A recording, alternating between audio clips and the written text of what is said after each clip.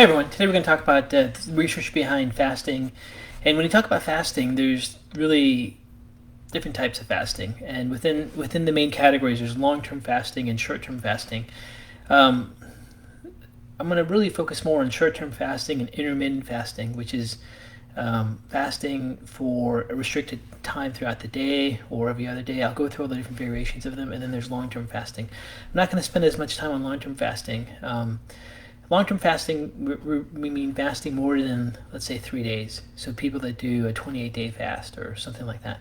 And long-term fasting really requires medical supervision because you really could have some issues with electrolytes.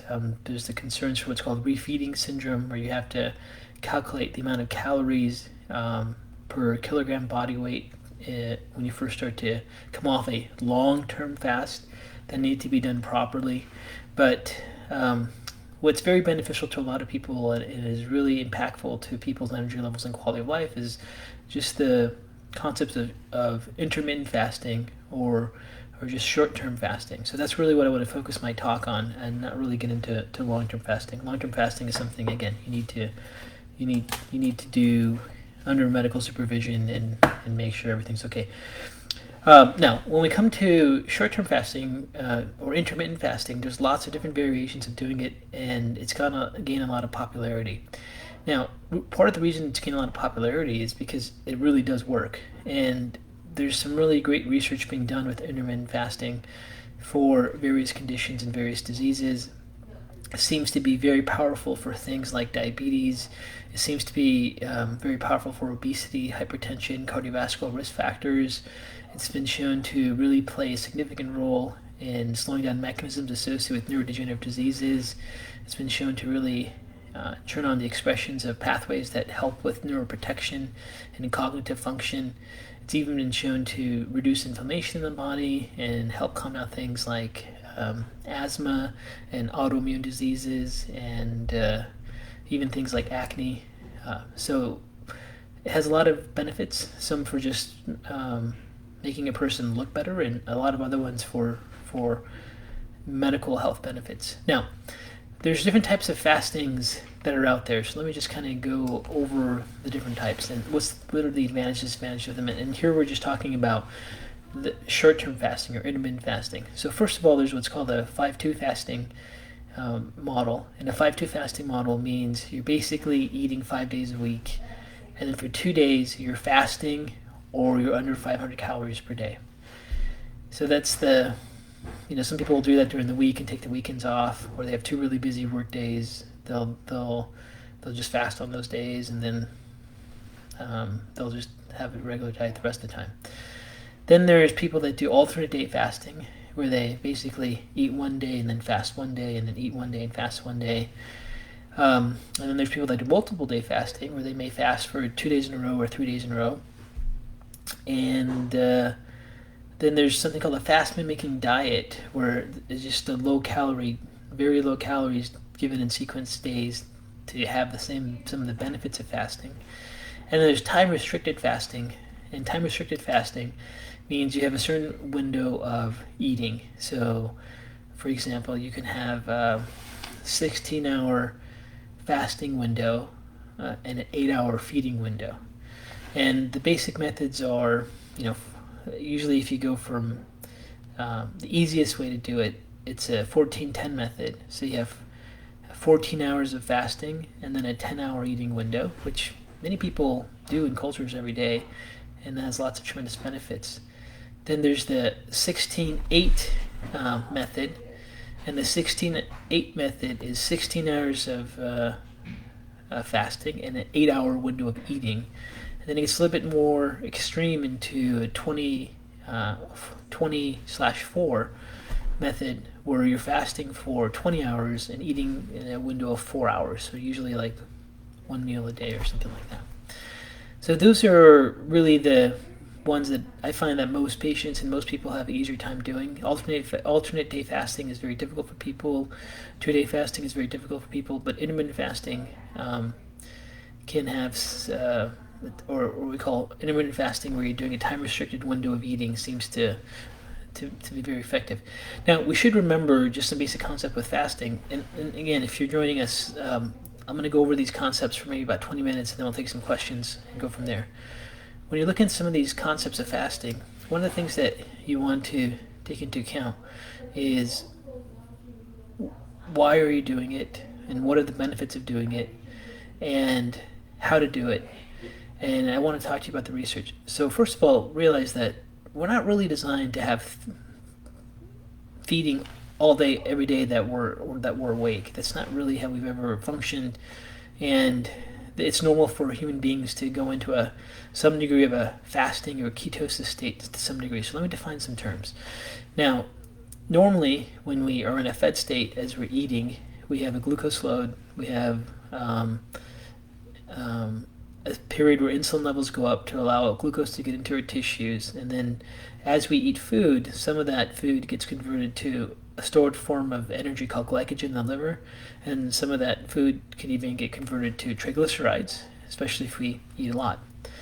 And then there's periods where we're in a fasting state, and in a fasting state, our body shifts into a state called ketosis, where we burn body fat to retain energy. The first thing that actually happens is the first few hours, if you haven't been eating, maybe the first 12 hours, if you haven't had any food, your body is actually going to use what's called glycogen, that stored form of glucose in your liver, and then once it uses that up, then it goes into a second stage, which is the state of ketosis. And like when you look at the basic window of fasting, let's say the easiest time-restricted window, which is a 14-hour fasting window, 10 hours of eating, the reason that has to be 14 hours is because if you go any sooner than 12 hours, you're still in a fed state in a sense, because you still have what's called glycogen breaking down into glucose, and you don't have efficient production of ketones. And ketones are one of the key things that allow intermittent fasting to have a lot of the main benefits that people have. Excuse me once. And I close my door. Okay, so when you're looking at ketogenic diets, when you look at intermittent fasting, you got to get into that 14-hour window to really start to have benefits of getting into ketosis. Now, one of the key things about intermittent fasting is that it allows a person to get into ketosis, and when people get into this intermittent fasting state in ketosis, they produce ketones, and ketones provide an alternative fuel for the brain, but ketones are actually signaling molecules that have impacts on many different pathways. So ketones have been shown to dampen neuroinflammation. Ketones have been shown to turn on brain-derived neurotropic factor in the brain to allow your brain to have better connectivity and help promote neuroplasticity. So it's not just the fact that you're making ketones for fuel, but these ketones actually impact physiological pathways, and there's actually a whole switch of pathways that take place during intermittent fasting that are really important. So the first concept to really understand is, if you're going to do intermittent fasting, I think the easiest way you'll have a chance of doing it is if you do a time-restricted feeding window, and you have to at least do a 14-hour time-restricted feeding window. So if you take a look at it, for most people, if they just cut out any late night snacks after dinner, and then have maybe breakfast a little bit later, maybe start off with some tea or coffee. Tea or coffee doesn't break a fast, and you can easily get to that 10-hour window. And then for some people that do intermittent fasting, they may do that for the first month or the first 2 weeks, and then they can then switch into a 8-hour window. And as you go into a longer fasting window, there are greater benefits that take place from fasting to some degree. So if once people get into a 16-8 window, I think most people that are doing fasting find that very easy to do, and they get used to that. And then some people really push it more, and then they go into a 20-hour fasting window and 4 hours of eating, which is a little bit more aggressive. People that get into 24 fasting really have some efficient pathways with their ketogenic systems and so forth. So one of the things to understand is that not everyone has the ability to go into a fasting state and function well. And part of the reasons why you can go into a fasting state and function well or not function well is really based on how efficient your ketogenic pathways are, your ketosis pathways are. So your enzymes are basically going to be efficient, more effective, or less effective based on how you use them. So if you're constantly eating and taking snacks and don't have much physical activity, your body never really gets the ketosis. And then the pathways that are involved with ketosis, for example, one of the enzymes that allows you to break down body fat for energy during a fasting state and make ketones is an enzyme called hormone-sensitive lipase. Hormone-sensitive lipase is the initial step that you need to get into ketosis. It breaks down body fat, triglycerides to glycerol, and then that gets converted to acetate and then what's called butyrate, and then that's your fuel of ketones to do the things you need to do and have an energy source.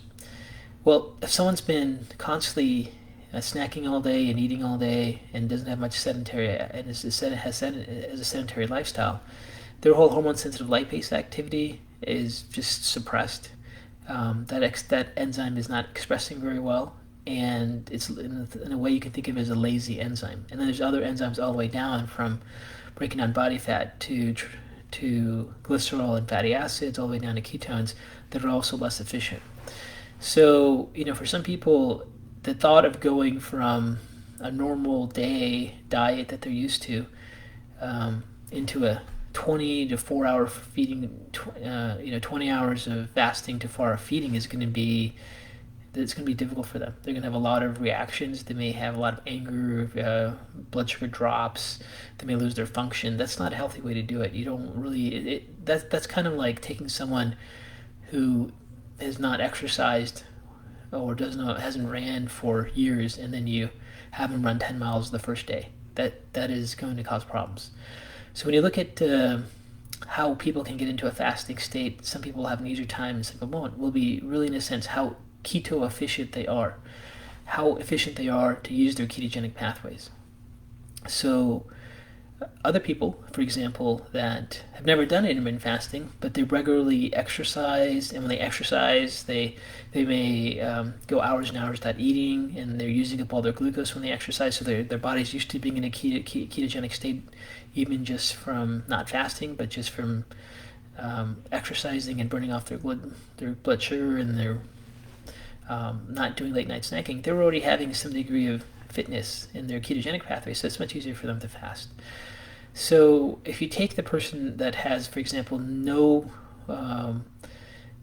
efficient ketogenic pathway, so they're constantly, as soon as they wake up, they're eating something sweet, or within that first hour, they're eating all day, they're snacking before they go to bed, they don't have much activity.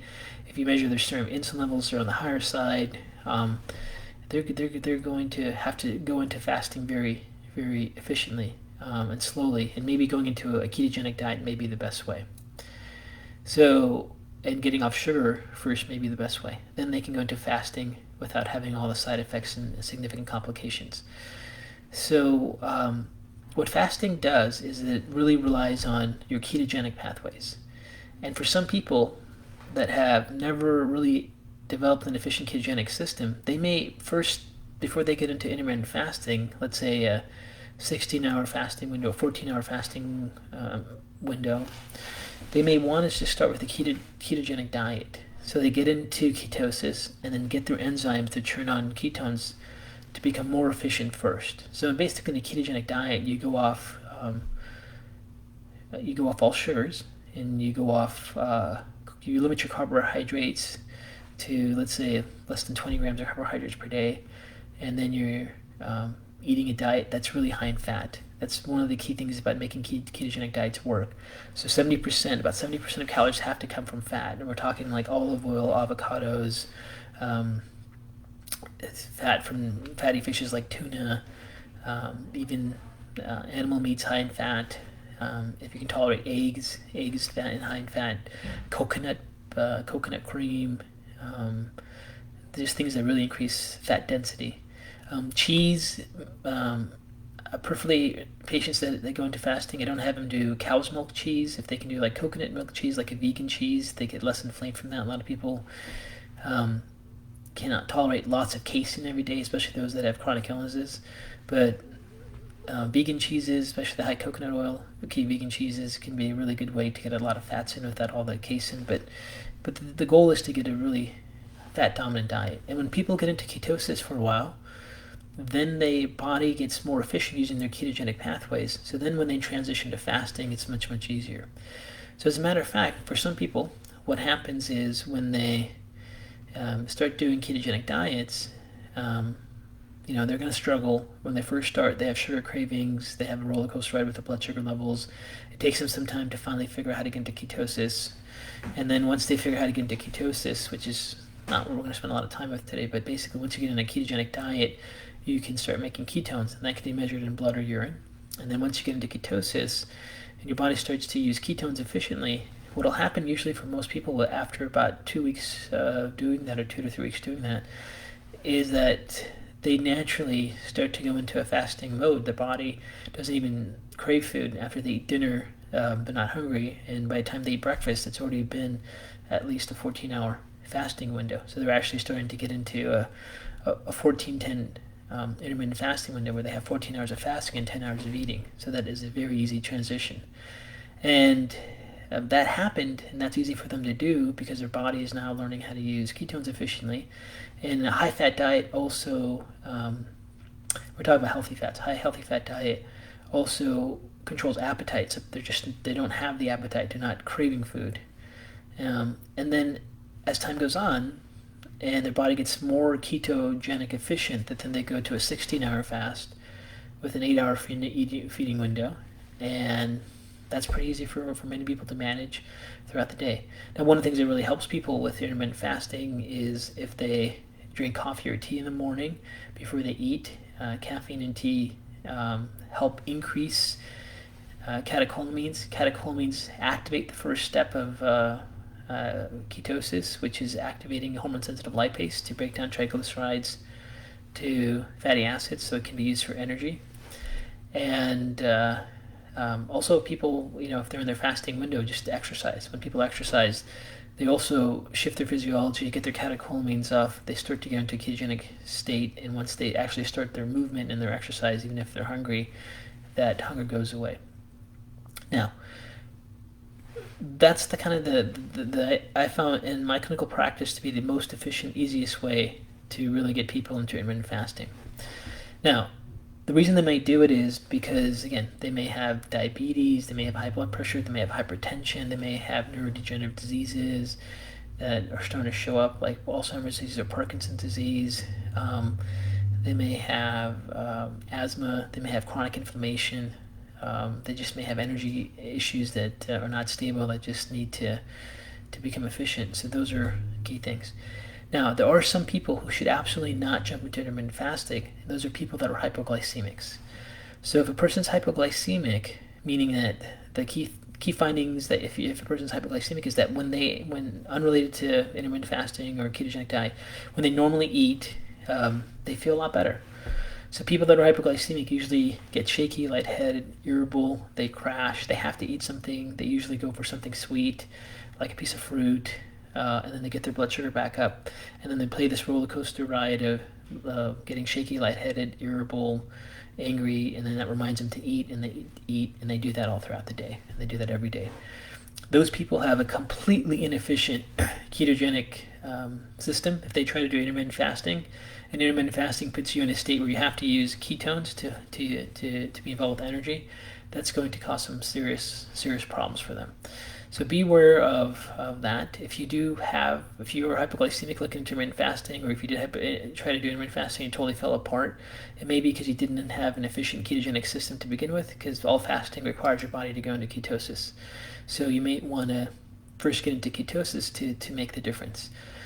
Now, a lot of people have also said to me, like, they just can't get into ketosis. The number one reason people can't get into ketosis is because they're eating too much protein. They're just not getting enough fat. And it's really that simple. I'd say 90% of the time. They're just not. The ratio to protein to fats is abnormal, or they're still getting carbs in that they shouldn't. So they read somewhere they can eat some berries, but they ate way too much. They eat somewhere they can eat protein, but they're eating like lean chicken breast. as a whole meal with some veggies and maybe a little bit of olive oil, that's not going to be 70% fat intake. So be aware of that as well. Now, once a person decides that they want to do fasting, and maybe for some people they don't have to get into ketosis first because the body is pretty fit and their ketogenic pathways are okay, they can just start going into a fasting period. I would say easiest thing to do is start with a 14-hour fasting window and then a 16-hour fasting window, and you're going to get a lot of benefits from a 16-hour fasting window. And then there's a 20-hour fasting window where it can be useful if a person's goal is really trying to lose more body fat or more body weight. But for many people, there's a big difference between a 16-hour feeding window and a 20-hour feeding window. And I think for most people, 16-hour feeding windows seem to work. Now, there's a couple things with research pathways that are really critical with intermittent fasting, outside of the weight loss, because obviously when you get into intermittent fasting, you're going to have weight loss. One of the key things also between intermittent fasting versus long-term fasting, let's say for 28 days, is with intermittent fasting, people don't lose muscle. And what they've actually found is that the research shows that when people do intermittent fasting, they maintain their lean body mass and they can lose some body fat. That's different than a long-term fast. If you do a 28-day fast, you're going to lose a lot of muscle. And for some people that are extremely ill or already underweight, long-term fasting is not going to work. The benefits of the short-term intermittent fasting is you can maintain lean body mass. Now, the other key thing is that when people actually get into a fasting state physiology, and fasting state physiology means that your body's stored form of energy called glycogen that's found in liver and muscles is depleted, and it takes about 12 hours to deplete that.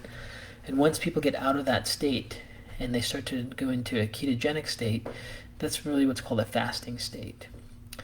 And when people get into a fasting state, some very interesting things happen. First of all, the ketones that are made become a very efficient fuel source for the brain, so now they have much improved brain endurance and cognitive function.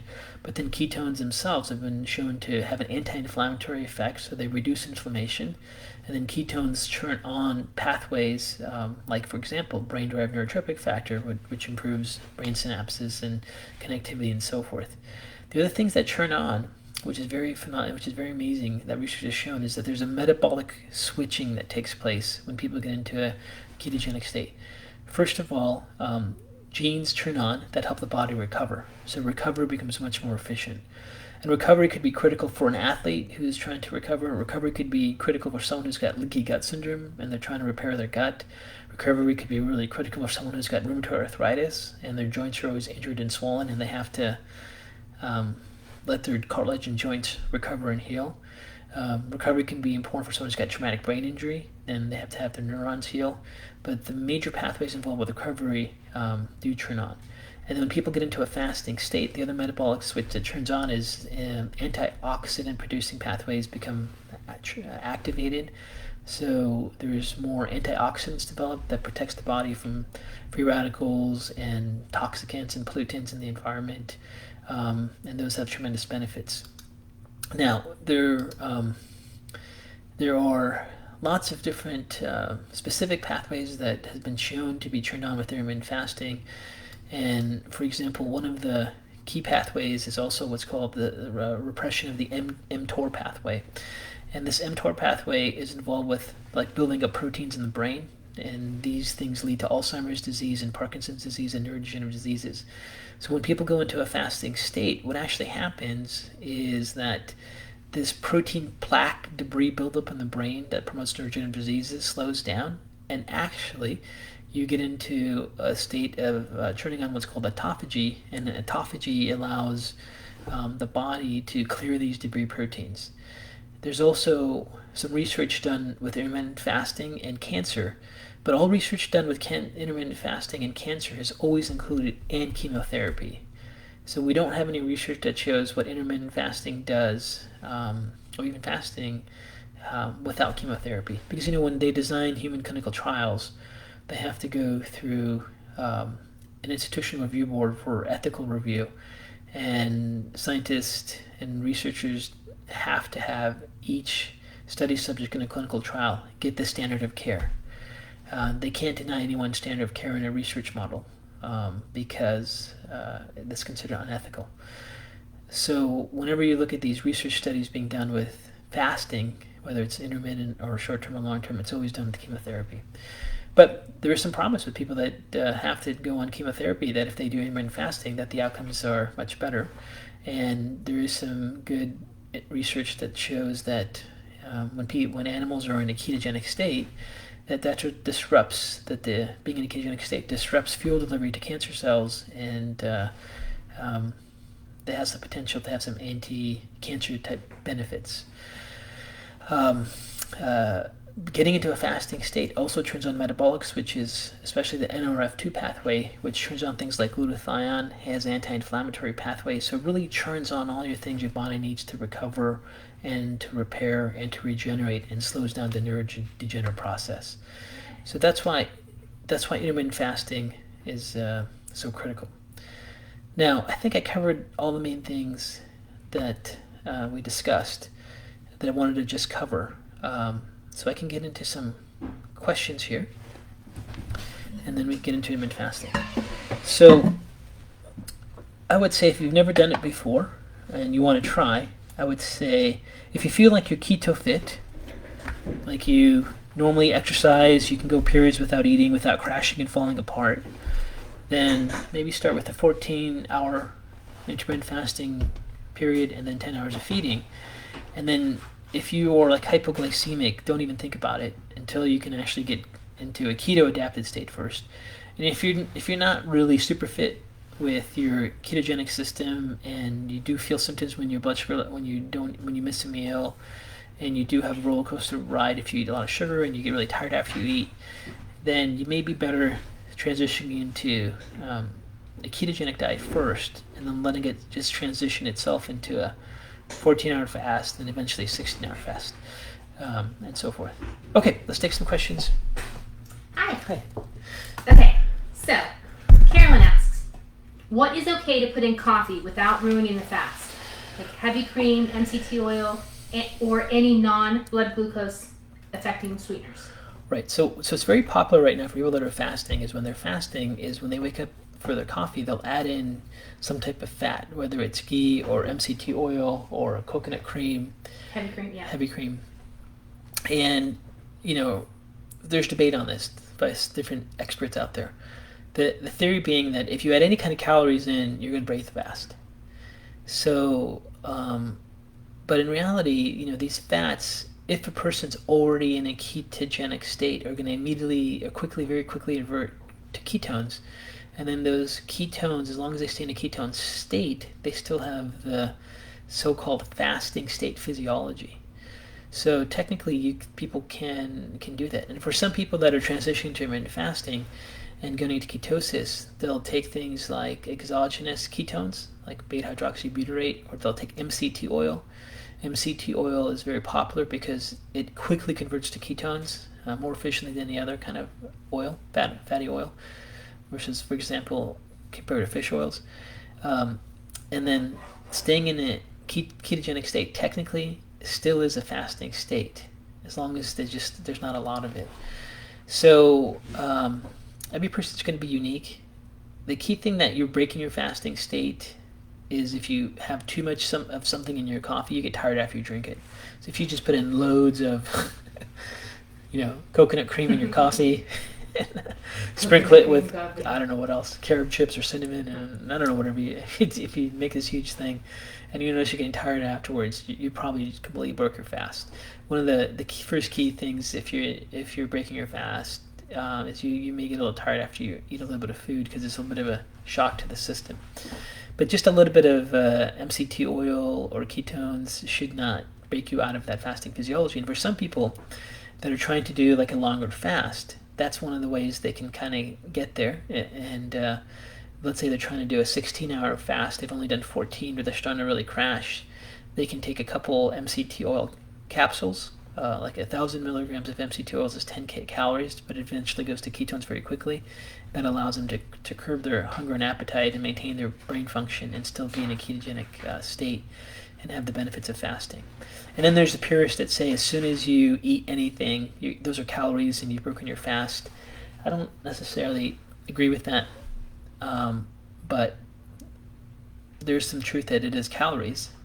And we don't have any studies being done where what happens to the metabolic switches when someone starts to take, let's say, MC2 oil in a fasting state. My guess would be it's not going to change it, but we'll have to see. Okay. Okay. Cat, can fasting help reduce cravings for sugar / carbs / starches? And how long of a fast should be required for the cravings to be reduced? Well, sugar. So, if you have really bad sugar cravings, you probably should not be doing intermittent fasting right off the bat because you're gonna have problems. As a matter of fact, for some people that really have sugar cravings, really the first thing to do, because even jumping into ketogenic diet may be very hard, is to just get off sugar. And sugar cravings usually are terrible for 3 days, and then they get to be improved. The advantage of, though, however, jumping into a ketogenic diet is when you go into a ketogenic diet, you have a high-fat diet, and a high-fat diet just quenches your hunger. So just know whether you're going to ketogenic diet or intermittent fasting, there's going to be a 3-day period where things are not going to be fun. And then once you get past that 3-day period, it gets a lot easier. What was the main question there? Oh. I don't know. Can fasting help reduce cravings for sugar / carbs / starches? And how long would it take? So once a person gets to a fasting state for ketosis, there's going to be no sugar cravings. And for a lot of people that have like really bad roller coaster rides and they have a blood sugar issue, that is really one of the best ways to take stress off their blood sugar roller coaster ride, let their adrenal glands recover, let their bodies regenerate and recover. And during intermittent fasting, there's almost always, once people get ketogenically adapted and from doing fasting, there's really any sugar cravings. The worst thing you could do also is if you're coming off your fasting window, like if you've been fasting for 14 hours or 16 hours, is jump into a high sugary meal, because you're going to cause a massive insulin surge, and then you're going to get really, really tired. So the other key thing is if you are going through an intermittent fasting period, let's say you did a 16-hour fast, your first meal should really be high in fiber or high in fat, and not really high in sugar and lots of starches, because you're going to get a massive insulin surge and get really tired. As a matter of fact, why a lot of people don't like intermittent fasting is the crashing episodes. And the reason that they stop doing it is because they just feel fine during the fast, and they get hungry, then they eat, and then they're just tired for the next hour or two, and they just go, that's not efficient for them. That is really because there's too much sugar or starch in that first meal. The first meal coming out of a fast should really not be a high sugary, high starch meal. And then as their body gets used to eating in their feeding window, then you can add in foods that is not going to be as sensitive to the insulin surge. Okay, Beverly, how do you balance blood sugar if fasting? So when you're fasting, your body is going to shift into ketosis instead of using glycolysis for primarily its energy functions. So it's that alone. So just think of when you're in ketosis, there is no more blood sugar roller coaster ride. Blood sugar levels are totally stabilized. And research has also shown that when people get into, for example, in a ketogenic state ketosis, whether from a diet or from intermittent fasting, insulin levels drop from sometimes 20% to 50% of normal levels. And that alone is going to stop blood sugar spikes, fluctuations up and down. And then the body's going to use ketones for its energy production instead of sugar. So it'll be stabilizing. Okay. Dana's asking, I've heard it's important to eat within 1 hour from waking up. Is that true? Or it's only in hypoglycemia? Right. So if you're a hypoglycemic, where you get shaky, lightheaded, irritable throughout the day, and when you don't eat, you just don't function, and you've gotten used to you can't even tell when you're hungry. You just notice that the screen is blurry and you can't think and you can't focus. Those all indicate that you're hypoglycemic. If you're hypoglycemic, you have to eat right when you wake up. you can't even consider intermittent fasting. You would be totally destroyed with intermittent fasting because you don't have the fitness of the other part of your body that handles energy production, which is the ketogenic pathway. So in that scenario, it would benefit you to first get into ketosis by following a ketogenic diet for maybe a good month or two, and then let your body slowly transition to intermittent fasting if you're looking for the health benefits of fasting. For example, trying to slow down neurodegeneration or something like that. Okay? Yeah. Okay. So James is asking, and a lot of people are asking about the microbiome. Can you speak on the microbiome? And then he's also asking, and the liver with intermittent fasting. So let's talk about the microbiome first. So fascinating thing. When people go into, let's clarify ketogenic diet versus intermittent fasting. Yeah. When people do ketogenic diets, one of the biggest problems we see is they do a high milk, high dairy diet because they're trying to get high fats. And for a lot of people, that just destroys their gut. So they get, and some people don't even know it's in destroying their gut. They just get lots of inflammation. So one really common thing we hear from people, or I've heard from patients, is, I tried that ketogenic diet thing and it didn't work. And you go, what happened? I just felt worse. My body hurt. I couldn't think and focus. And then you go, well, tell me what you were eating. And they're basically eating like cheese all day. And that is severely inflammatory.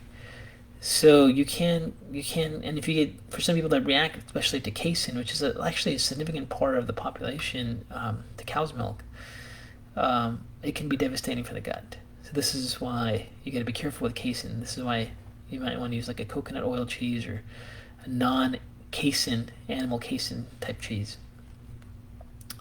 if you're doing ketogenic. But actually getting to ketosis helps regenerate the lining of the gut, help repair the gut. And then if you actually get into the intermittent fasting period where you're turning on the genes to switch on healing, all the pathways required for intestinal gut repair and recovery take place in that state. So there are people that have significant chronic leaky gut that can't repair it until they get into a fasting physiology state. And again, fasting physiology state means your body has depleted all the glycogen, so that takes about 12 hours of not eating, and then it's starting to use ketones. And a ketogenic diet mimics that fasting state because your body's just eating high-fat foods, never gets that insulin surge, it never builds up glycogen, so it has benefits. However, getting no calorie consumption in at all, besides on top of ketogenic diet, seems to have a greater effect turning on the metabolic switches that allow a person to recover and make antioxidants and slow down neurodegenerative mechanisms as well. Okay. Veerly is asking, are supplements allowed during fasting? You can take supplements if you want during fasting.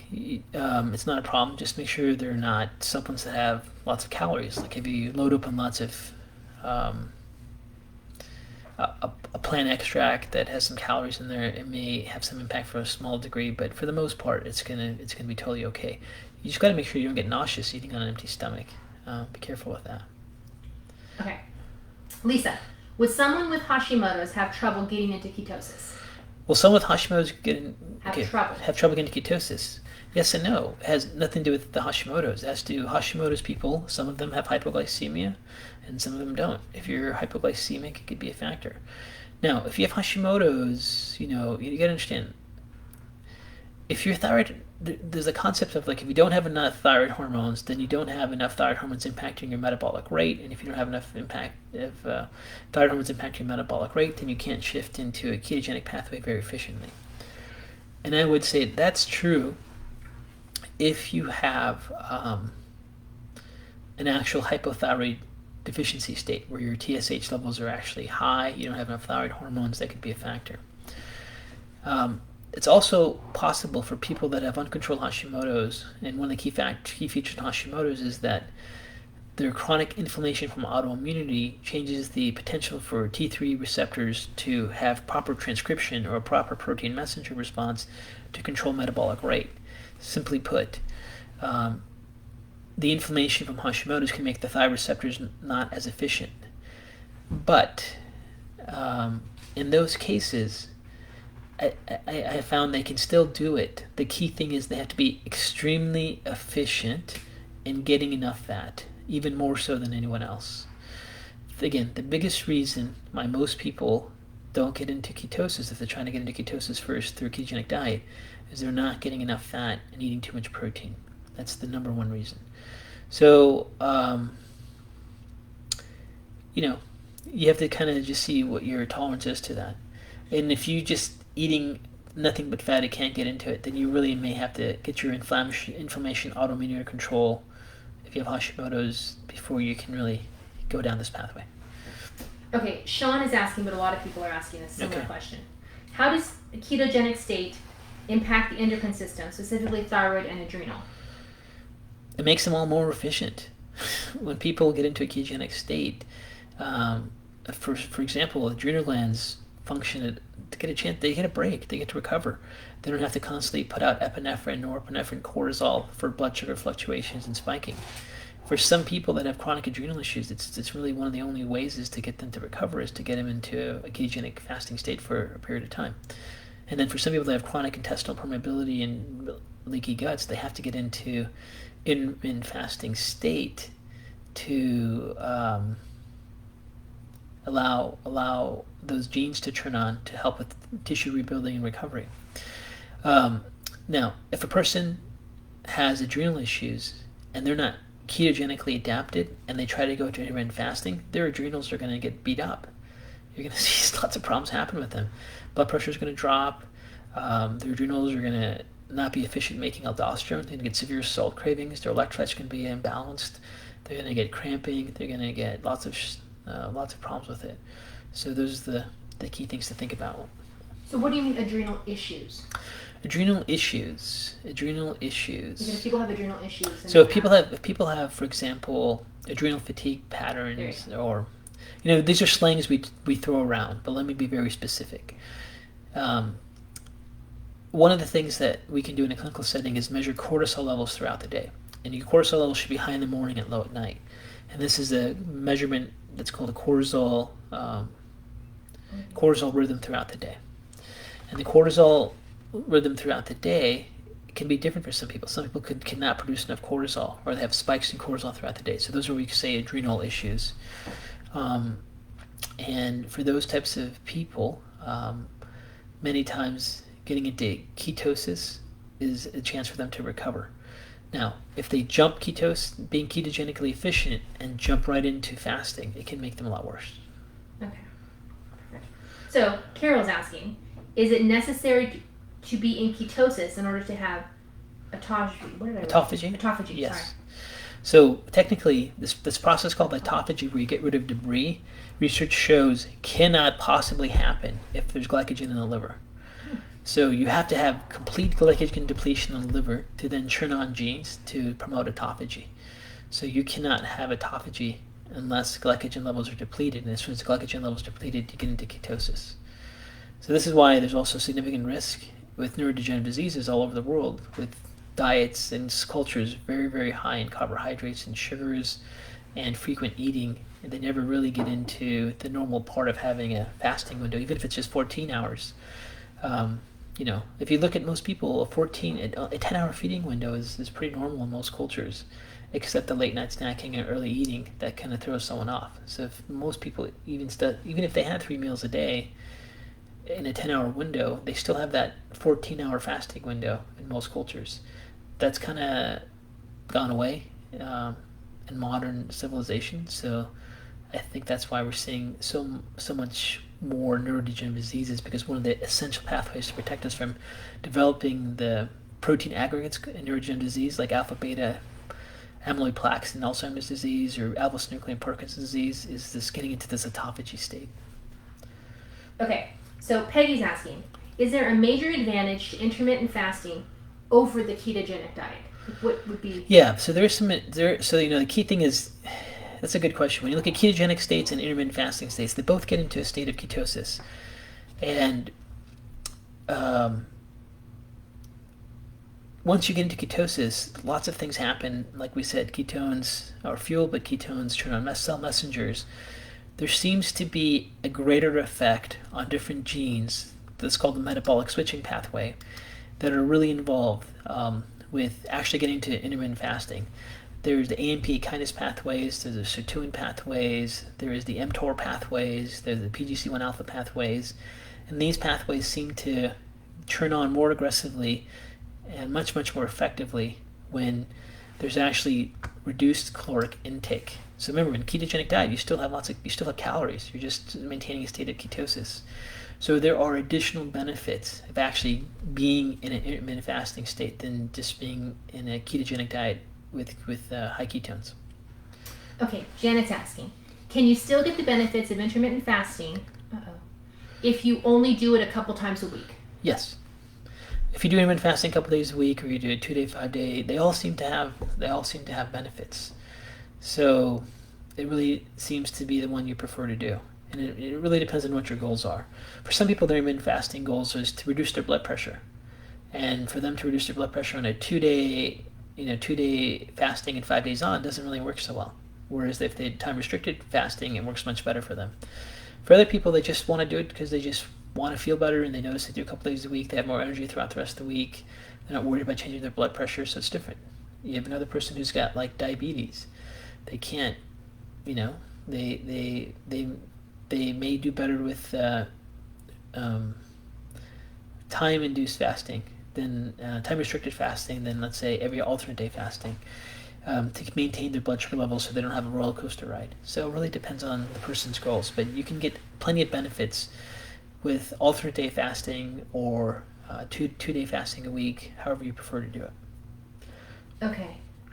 Sean had a great question about the effects of T3, but I'm sorry, I'm trying to find it again. So if Sean can repost it, that'd be great, but my computer shut off. Beverly, does the ketogenic diet disrupt your microbiome over time?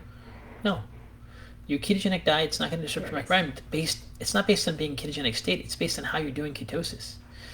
If you're doing a ketogenic diet with healthy amounts of fats and a diverse form of vegetables, then your microbiome is going to be just fine. If it's going to be actually very healthy. And ketosis is going to help reduce inflammation and help recovery of your gut. However, some people do ketosis, like we said earlier, with just high amounts of cheese and very little vegetables, and they're just not giving their gut what their needs. So, the important things of doing ketogenic diet alone is not going to be the factor in the microbiome. However, some people do ketogenic diets where they totally disrupt their microbiome because they're just not getting a diverse form of vegetables in, and they're just too high in fats. The key difference would be getting a diverse list of vegetables into your diet while you're following ketogenic diets. Basically, vegetables that are not underground, and you eat a lot of different ones. Okay, Stephanie's asking, and a lot of people are asking this, what is the best way to test for ketosis? Blood or breath test? And if ketones are present, does that mean your glycogen stores are 100% depleted? If ketones are right. Okay, so there's different ways to measure for ketones. One of them is breath. Breath testing is unreliable. The measurements that they're using, people buy over the counter, they're just not reproducible. So I don't think ketone breath test equipment and non-medical centers, like at home, are there yet. Then you have urine, and then you have blood. And blood is obviously the most efficient way. It's just more costly. And then urine is easy. You just take strips and measure it. But urine is measuring the amount of ketones your body couldn't use and spilled out. Once people start to get adapted to using their ketones, then they're not going to have urinary ketone levels show up anymore. So that's one of the drawbacks of doing a urinary measurement. But it's also can be used to your benefit if you're keeping your diet the same.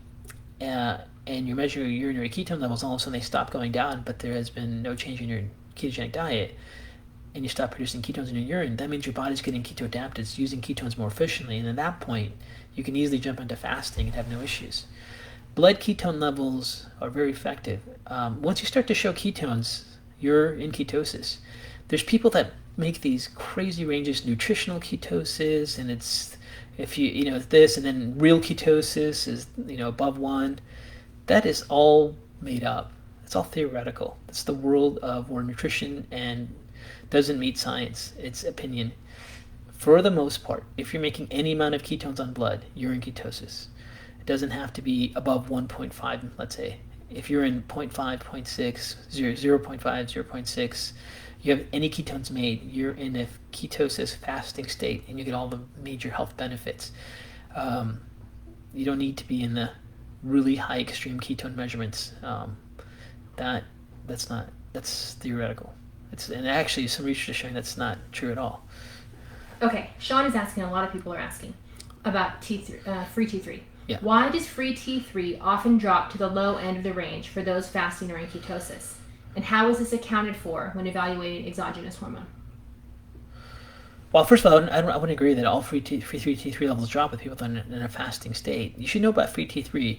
Free T3 is not a very stable laboratory marker. Free T3 is all over the place. It changes and fluctuates all throughout the day.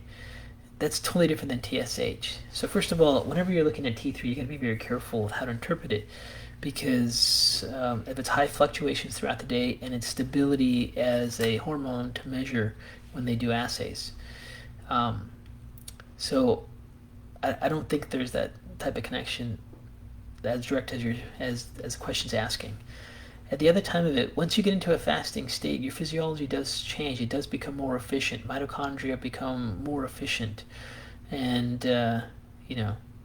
we don't see any major disruptions of thyroid pathways and functions. We don't. I don't. And even in the research, you don't see this major disruption of pathways. And some of the things are just adapting. Now, again, you got to clarify when you're looking at thyroid research, the difference between short-term fasting and long-term fasting, or intermittent fasting versus long-term. There are changes that take place with thyroid function and the entire endocrine and physiological systems once people start going to long-term fasting. You can see underconversion patterns with the thyroid in long-term fasting. You can see disruptions in thyroid binding globulin levels with long-term fasting because they're just not making enough. They're getting in a protein depleted state. They're getting in a catabolic state. So, but in short-term intermittent fasting, you don't really see much thyroid hormone disruption out there. A lot of people are asking that. Okay. What else?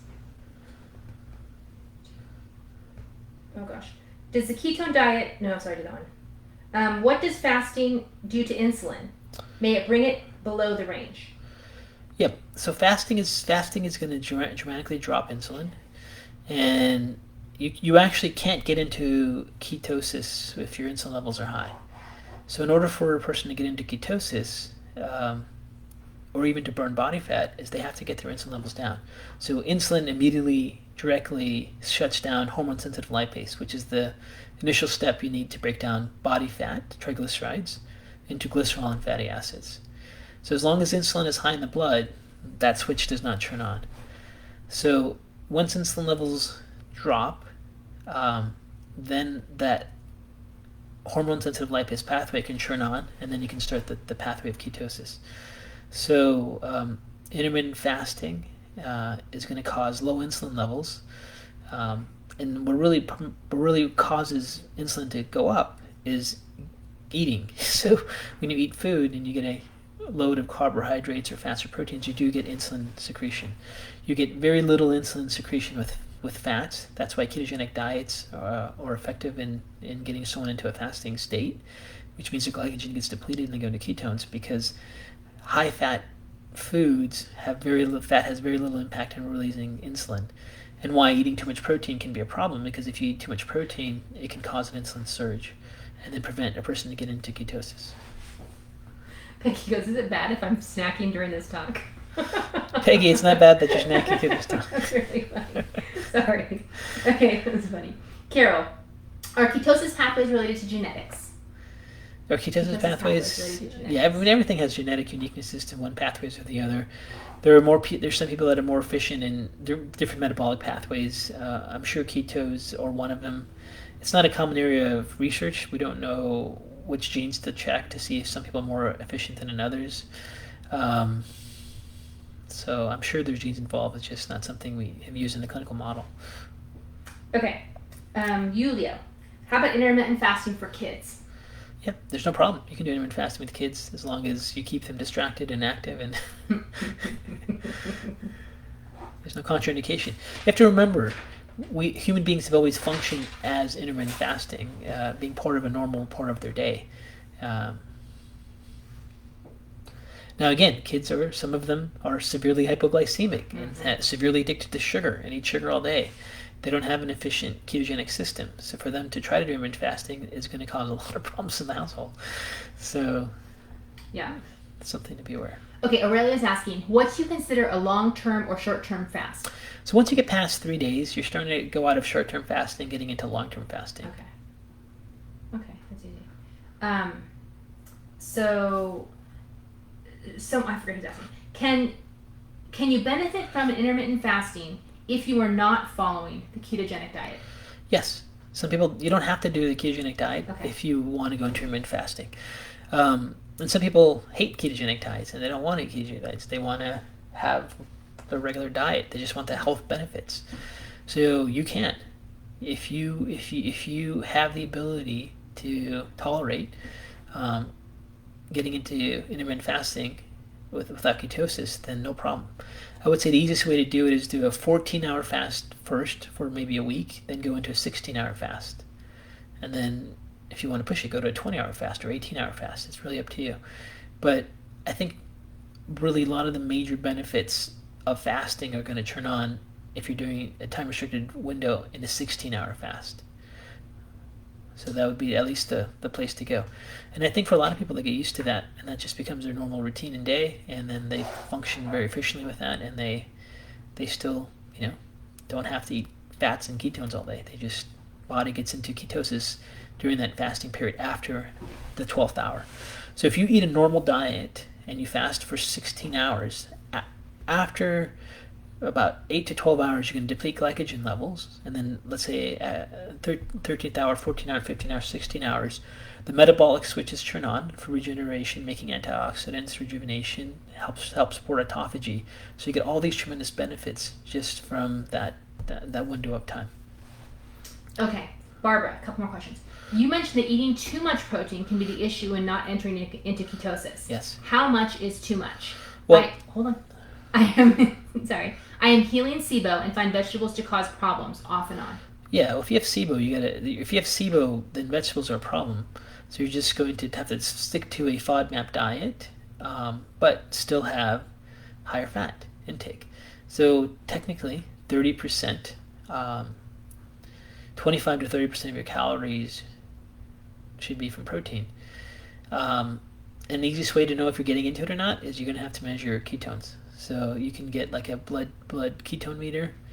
I have my easy one to get that's very popular is Keto Mojo, MOJO, as a ketone meter. You can get those. You can get one of those meters online and measure your ketone levels.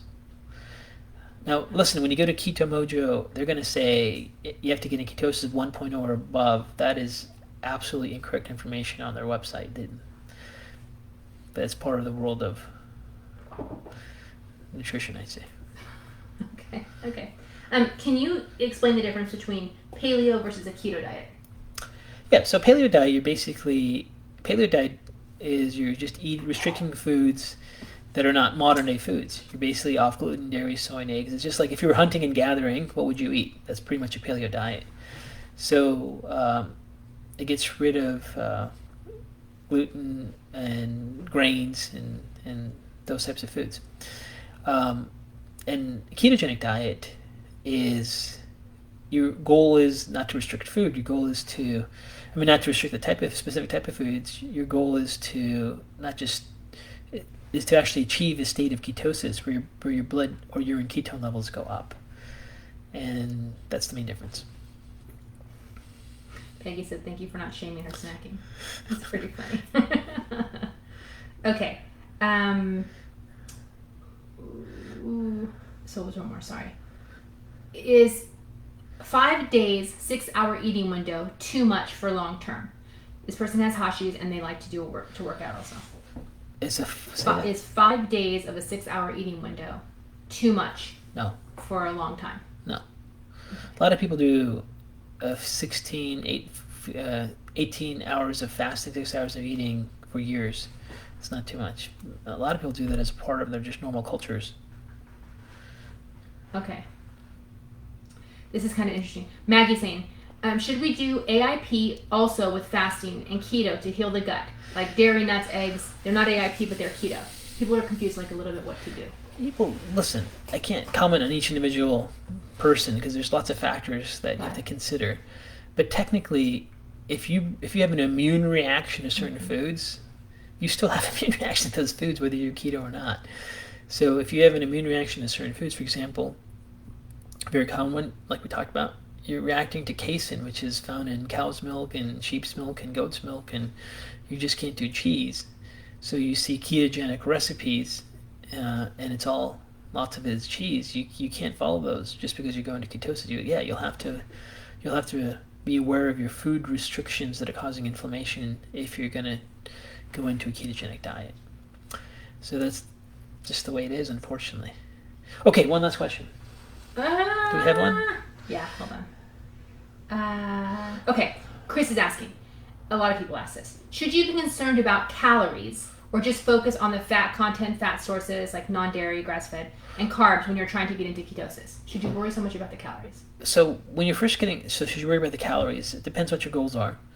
For the most part, it's easier for people not to worry too much about the calories and just to get into ketosis and let their physiology change. If your goals are weight loss, then calories can be an issue. Like you can't have 6 plates of bacon a day and not expect problems in your health. So for the most part, I think the biggest focus is just biggest issue people have when they go into a ketogenic diet is that they have just the shock of how much fat they're eating. They're not used to putting so much olive oil all over their food and eating a big whole avocado by itself. That's just something they've always kind of restricted because they've kind of been fat phobic. So for most people, it's better just to don't think about the calories so much because you have to have the majority of your calories come from fat and just worry about the foods. Now, just in closing, I just want to say 2 things. Oh, okay. Sorry. Hydration. Yes. So when people go into intermittent fasting states, they have to hydrate. It's very easy to dehydrate. And even getting into ketosis is going to cause some hydration issues and depletion of minerals. So people benefit salting their food or taking a multivitamin, multi-mineral supplement to just help that. That's one of the things that happens in ketosis, which is either from ketogenic diet or from intermittent fasting, is you do get higher excretion of your mineral content, especially sodium and potassium. So you may want to add those in. Okay, so just in recaps, just remember this: the key thing with intermittent fasting is that with any kind of fasting is short-term and long-term. Long-term fasting really requires medical supervision. You get into what's called a catabolic state. You break protein. People do it for various reasons. Some may be health related, and some may be spiritual for various groups. But the safest and long-term fasting requires medical supervision, right? That's the key thing. More than 3 days of fasting. Intermittent fasting, short-term fasting, you still maintain your muscle mass. You don't break down tissue. You don't break down muscle. You don't get into a catabolic state, and you turn on your messenger pathways for recovery and regeneration and anti-inflammation. For some people, they can jump right into intermittent fasting, no problem. And if you want to jump to intermittent fasting, you can do alternate day fasting, lots of benefits. You can do 2-day fasting in a row. You can do a 5-2, where you have 5 days of regular eating and then 2 days of fasting. It all depends on how you want to do it. But the easiest one for people is having a time-restricted window of fasting, and you get lots of benefits from that. It has to be at least 14 hours of fasting to get any benefits. And then you can increase the fasting window to 16 hours, 18 hours, 20 hours to get further benefits. There is a difference between benefits of ketosis versus intermittent fasting, because when you get into intermittent fasting, you start to turn on these metabolic switches that help you with autophagy much more aggressively than just ketogenic diets alone, and also with mitochondrial biogenesis and antioxidant formation and so forth. So it does have some added benefits than just a ketogenic diet. For those people that have hypoglycemia, get shaky, lightheaded, irritable, don't try to jump into intermittent fasting. If also for people that still have just really think they're going to die if they're going to get into intermittent fasting, it's going to be impossible for them to do, then the transition step is to go into a ketogenic diet for a period of time and then let your body transition into fasting, starting with a 14-hour window. Anyways, thank you all for joining me. I hope you found some information useful, and please check out our website, drknews, drknews.com, and please join us, subscribe to our Facebook page, follow us on Facebook, and thank you for your time. Any suggestions for next week? Let us know if you have any suggestions for the next 3 talks, and we can do those for you. Thank you.